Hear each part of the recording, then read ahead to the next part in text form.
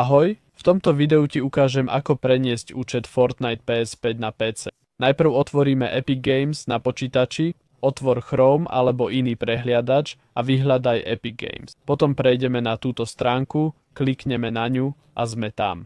Následne sa prihlásime, vidíme tu ikonu osoby, klikneme na ňu a sme presmerovaní. Tu máme možnosť prihlásiť sa cez PlayStation, klikneme na to a sme presmerovaní na Sony. Tu zadáš svoj e-mail a heslo pre Sony účet. Po tomto kroku sa môže zobraziť upozornenie. Píše sa tam, že si prihlásený, ale nemáš Epic Games účet. Ak ho chceš vytvoriť, vyplň údaje a klikni na pokračovať. Je však možné, že to bude fungovať priamo u teba. To znamená, že máš účet Epic Games a nebudeš mať problém hrať na PC. Po prihlásení stačí kliknúť na stiahnuť pre inštaláciu Epic Games Launchera, stiahne sa to sem a potom ho nainštaluješ. Potom otvor Epic Games Launcher a prihlás sa cez svoj PlayStation účet kliknutím sem. Po prihlásení stačí v obchode vyhľadať Fortnite. Potom klikni na stiahnuť v knižnici, nainštaluj hru a budeš mať svoj PS5 účet aj na PC.